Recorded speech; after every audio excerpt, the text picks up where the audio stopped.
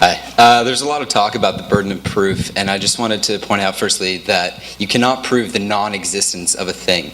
And naturalists accept this. But the problem is when you invoke God as an explanation for that, what you're doing is you're invoking something that is inherently inexplicable. Thereby, you're not solving the problem, you're not explaining anything, you're confounding the problem.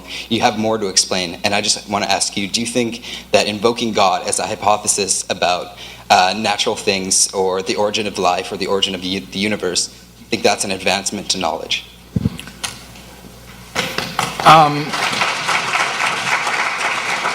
Now, repeat the first part of the question again, because I disagreed with what you said there. It is impossible to prove the It's impossible to prove something does not exist. That's silly. Of course you can prove something does not exist.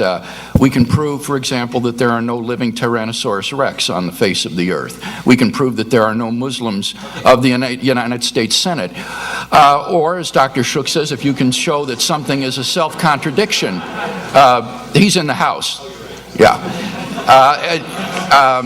You can show that something is self-contradictory. So there are no married bachelors. So this is an atheist line that you hear on a popular level all the time, but that sophisticated atheists don't take, because it is easy to prove that things don't exist. Now the question is, if it is the case that you can't prove that God does not exist, then you shouldn't be a naturalist.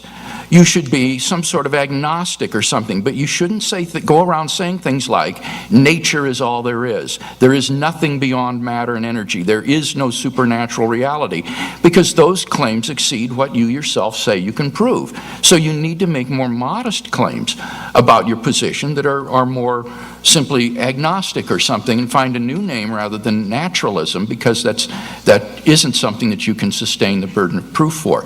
Now, the last part of your question assumed that I was presenting God as some sort of an explanatory hypothesis. And if you look at my arguments, they're not like that. These are deductive arguments. Now, what that means is that if the premises are true, that the conclusion follows logically and necessarily. Whether you like it or not, whether you think it's explanatory or not, it doesn't matter. All that matters is, are the premises more plausibly true than not? Because if they are, then the conclusion is logically unavoidable. And so, yes, I think they definitely represent an increase in knowledge. This is an example of deductive logical reasoning. And it can't be impugned by saying that it's not some sort of explanatory inference to the best explanation or something of that sort.